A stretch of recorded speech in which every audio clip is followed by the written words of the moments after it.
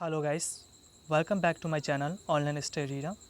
Friends, आज मैं आप सभी 12th स्टूडेंट बिहार बोर्ड के लिए आपके पोइट्री लेसन नंबर 4 और 2 आइटम की ऑब्जेक्टिव क्वेश्चंस लेके आया हूँ, जिसमें मैं आज आपके साथ टोटल 17 क्वेश्चंस का डिस्कशन करूँगा।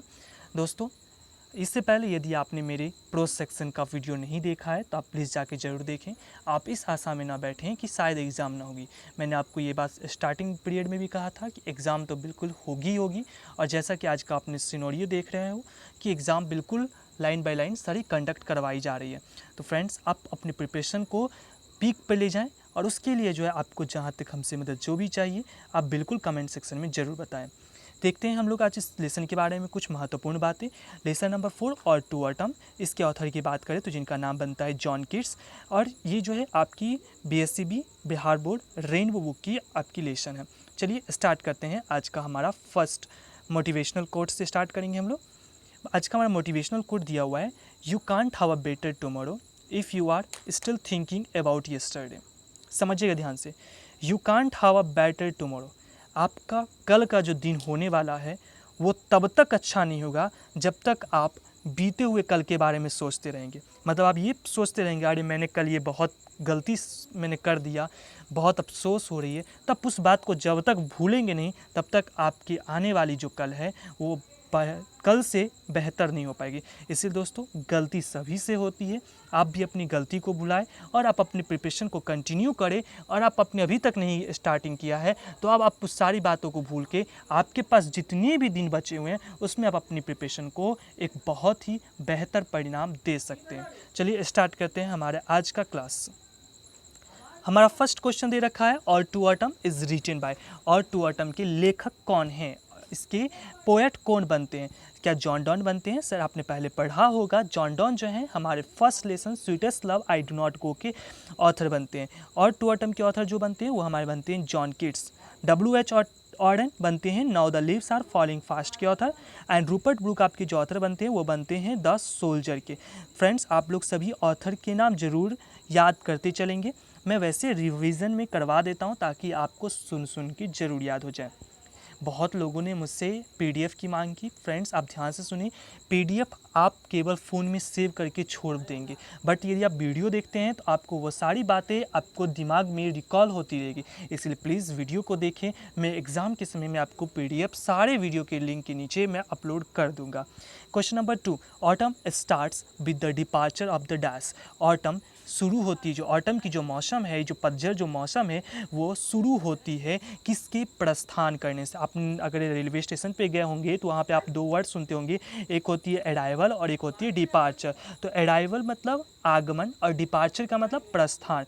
तो ऑटम जो मौसम है वो किसके प्रस्थान के बाद शुरू होती है? तो हमारे इस लेसन के अकॉर्डिंग, जॉन किट्स के अकॉर्डिंग, ऑटम जो मौसम है वो समर के जाने के बाद जो है शुरू होती है, पतझड़ ऋतु। क्वेश्चन नंबर 3,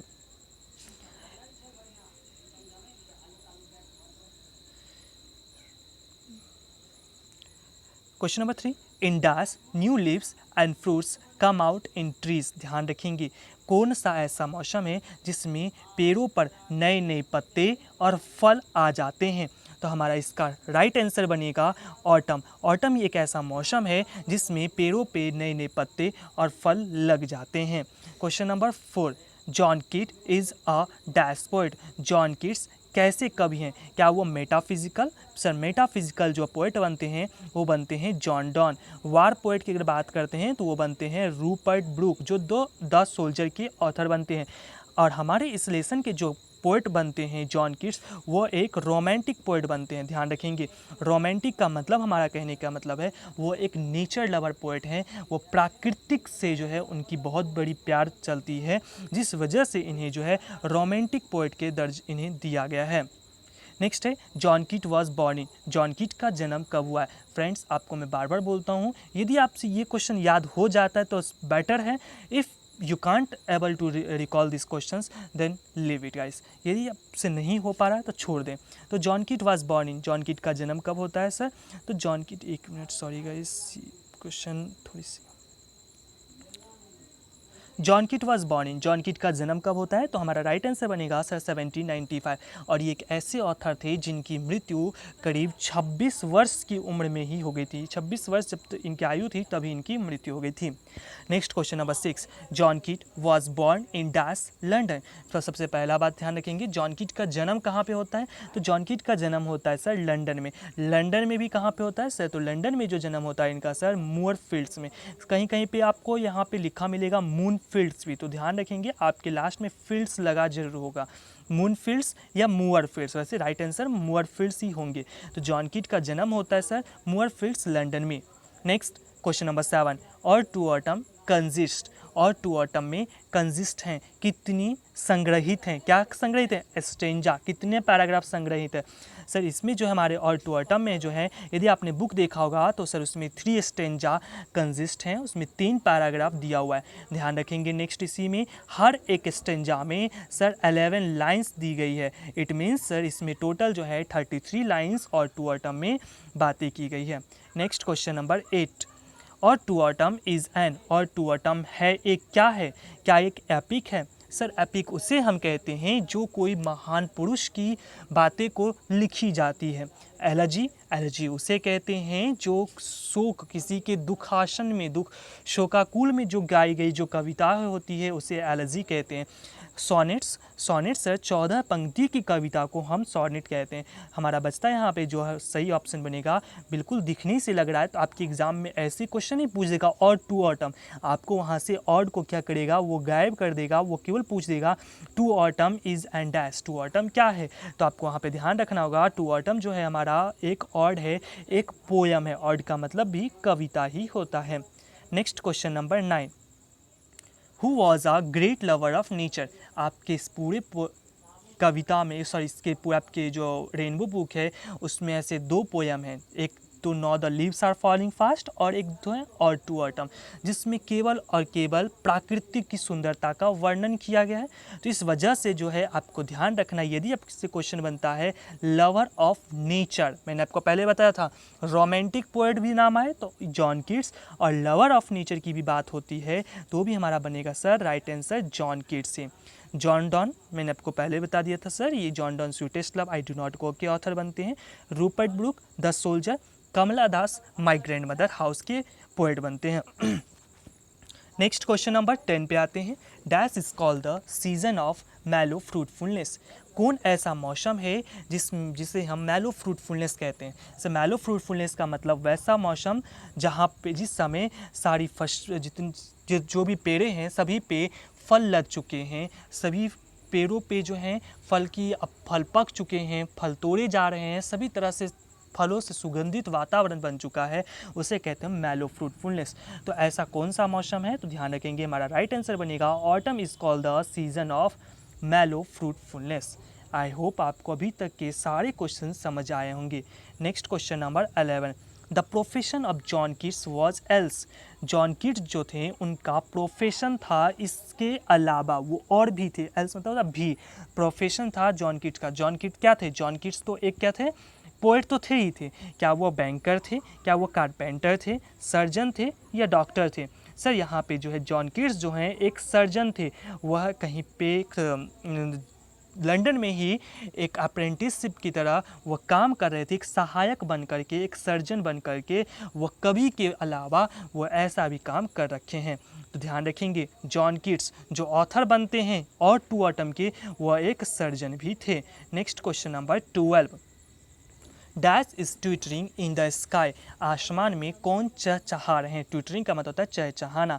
क्या रॉबिन चहचहा रहे हैं, क्या सोलो चहचहा रहे हैं, क्या rock parrot or little penguin? Sir इसका राइट जो आंसर में बनेगा वह बनेगा swallow is twittering in the sky.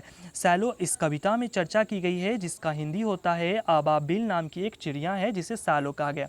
Sir robin, robin जो है जैसे अपने यहाँ की जो नेशनल बर्ड बनती है वो बनती है पिकॉक, उसी तरह से रॉबिन जो है नेशनल बर्ड बनती है सर इंग्लैंड की।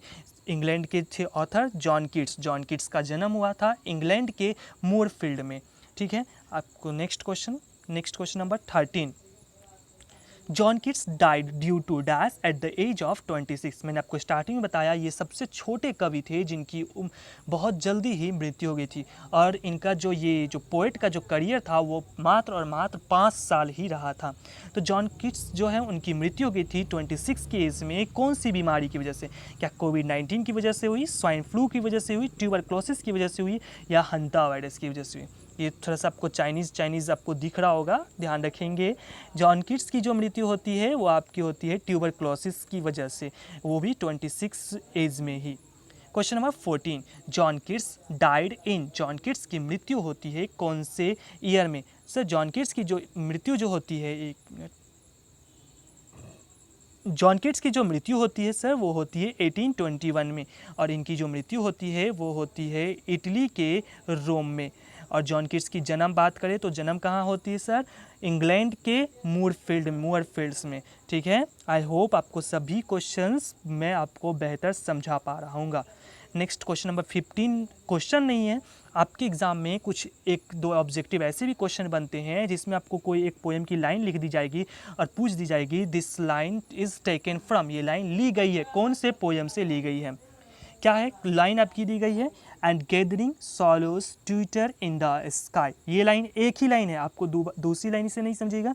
आपकी दूसरी लाइन नीचे में दी रखी seasons of mist and mellow fruitfulness. आपको मैंने अभी तुरंत बताया मैलो फ्रूटफुलनेस मतलब चारों तरफ फलों से लदे भरे पर्यावरण, पूरी तरह से इन्वायरमेंट फलों से सुगंधित हो रखे हैं। ऐसा कौन सा मौसम होता है? तो वो हमारा ऑटम हो जाएगा। और इससे आप इसे गेस कर लेंगे, मैलो फ्रूटफुलनेस मीन्स फलों की बात हो रही है। फलों की बात हमारे एक ही लेसन में होती है, और टू ऑटम को लिखने वाले कौन है? John Keats. और अभी जस्ट मैंने आपको बताया है कि आसमान में कौन चहचहा रहा है? तो सॉलो चहचहा रहे हैं। तो सॉलो जो है ट्यूटर कर रहे हैं, इसी वजह से क्या करते हैं, सॉलो इकट्ठा हो जाते हैं एक जगह पे और वह चहचहा रहे हैं, ट्यूटर कर रहे हैं। तो ये भी लाइनें जो है हमारी वो ली गई है आपकी और टू ऑटम से। Question number 16, autumn can be seen sitting at. Autumn को देखा जा सकता है, ये आपकी पैराग्राफ नंबर 2 स्टैंजा नंबर 2 की ये लाइनें है कि ऑटम को अगर आप चाहते हो हमें देखना तो कहाँ देख सकते हो? क्या गार्डन में देख सकते हो? क्या ग्रीनरी फ्लोर पे देख सकते हो?